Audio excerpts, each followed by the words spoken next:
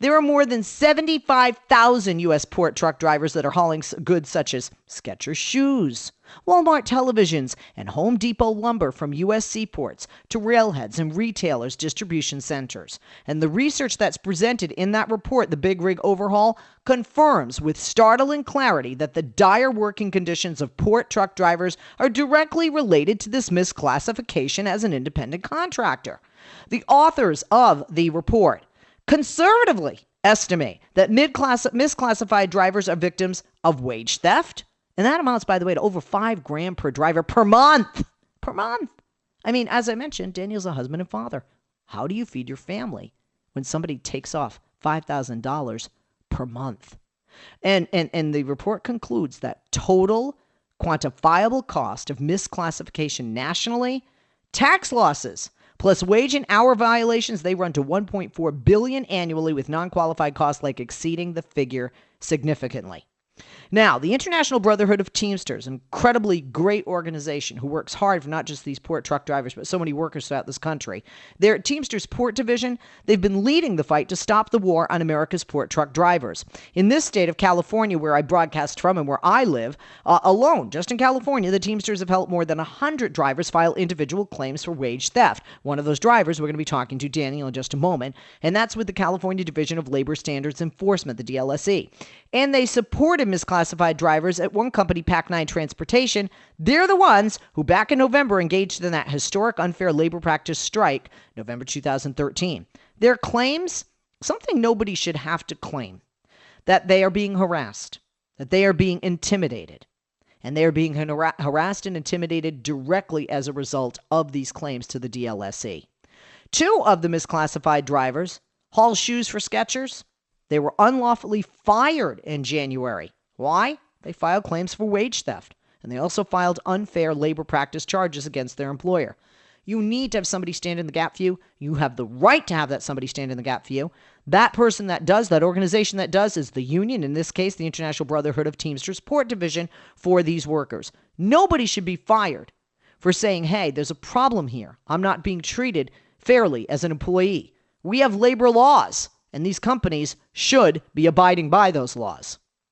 According to Fred Potter, who we've talked to on this very program, the International Vice President at Large and Director of the Port Division for the International Brotherhood of Teamsters, he said, quote, port trucking companies that misclassify their drivers are facing huge liabilities for their illegal schemes and are desperate to reduce their exposure.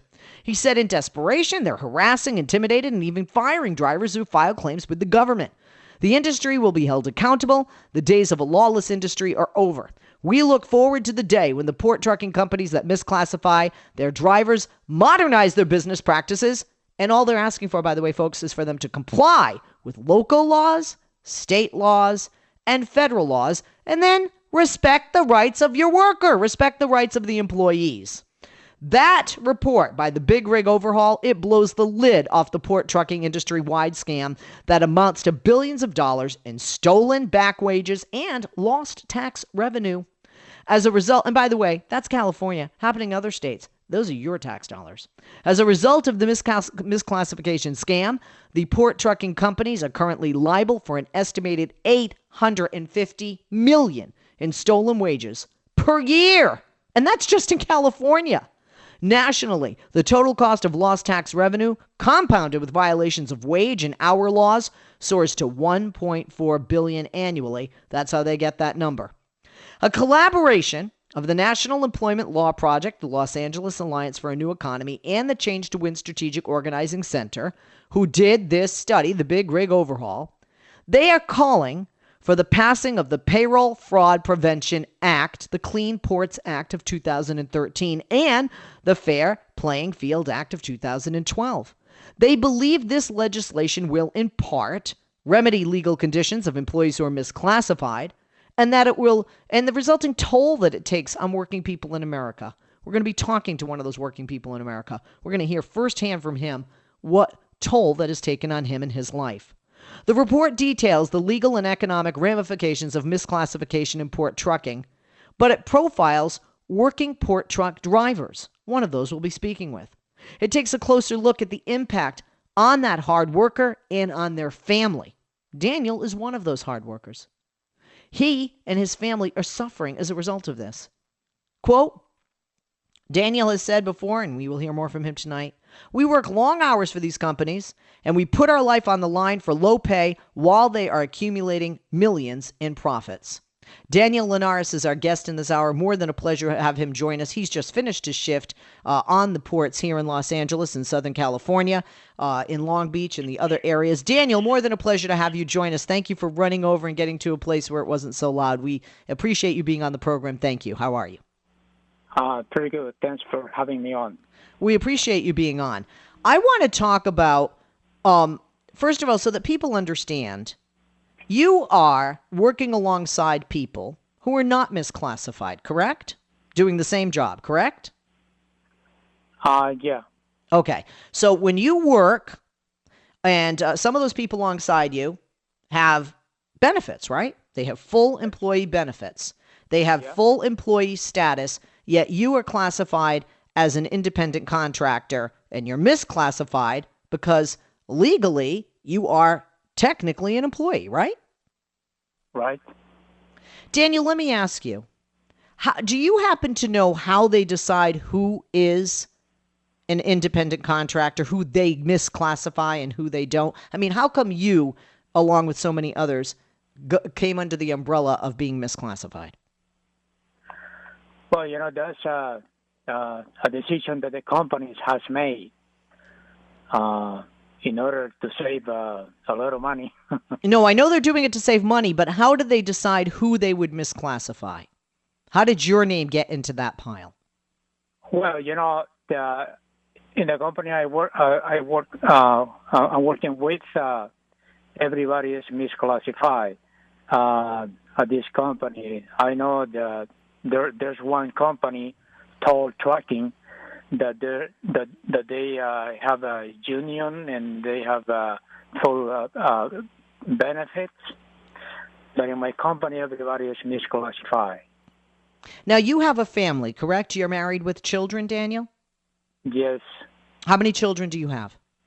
Oh, I have one. He's an adult.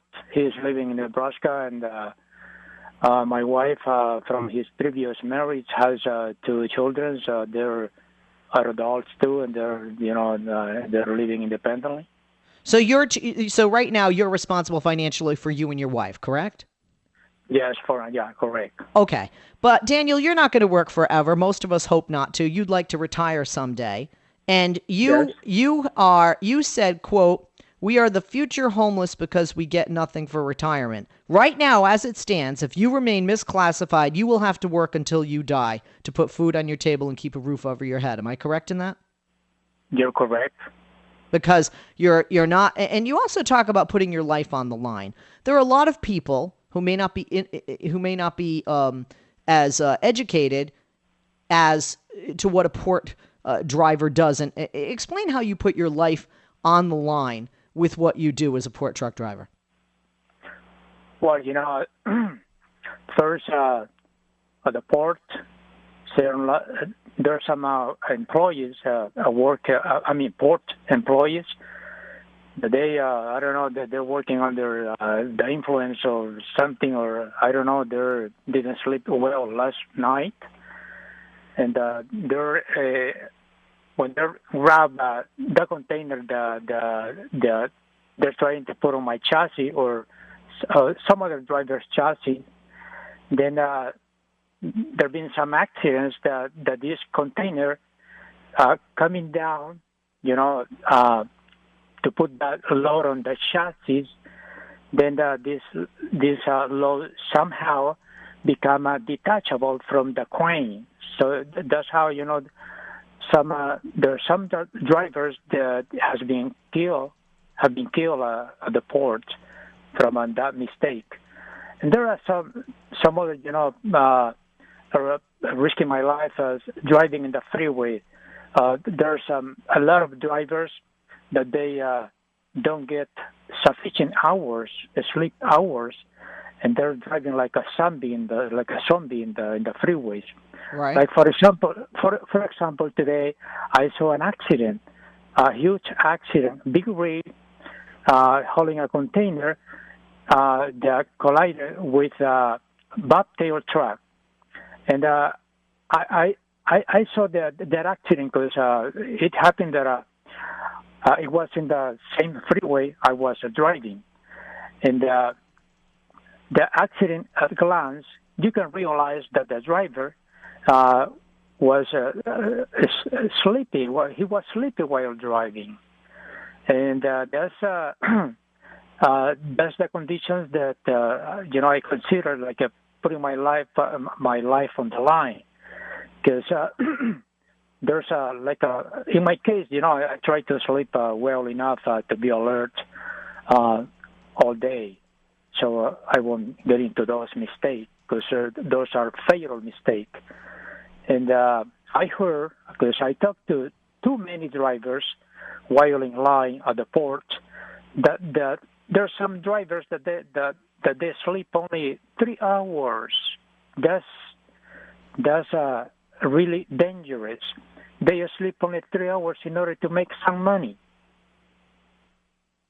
Hello? Yes, Daniel. One of the things I wanted to ask you, because when I look at a lot of things going on in this report and what they have found, there are people that have been fired. There are people that have been harassed because they filed a claim. And I understand you filed a claim. That's correct, right? The Teamsters assisted you in filing that claim with the California Labor Board, correct? Yes, correct. Do you feel things have changed in addition to being misclassified? Have you been harassed since you filed that claim, would you say? Well, in my case, I would say that they don't get retaliations against me, because I speak my mind. If I see something that is is not there. If I see something that is not correct, they doing something that is not good to me. Then I go and talk to the guys over there inside the office. But what they're doing here is, they do.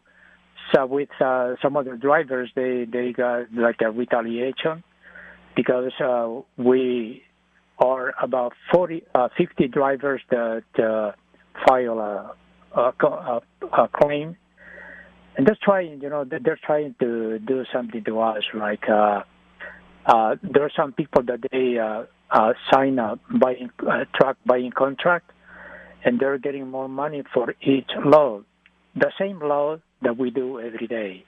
Now, I wanted to talk to you about money, if you don't mind, Danny, and you don't have to be very specific. No problem. But there are massive amounts of wages that have been lost by people like yourself who've been misclassified. Can you give an idea for folks? I mean, how much of your pay would you say, or how much of your wages have been lost? Would you say 10%, 20%, 40%, 50% as a result of the misclassification, so that people get an idea of how difficult it is? Well, to in a nutshell, my claim is for 100,000, about $100,000, $100 plus.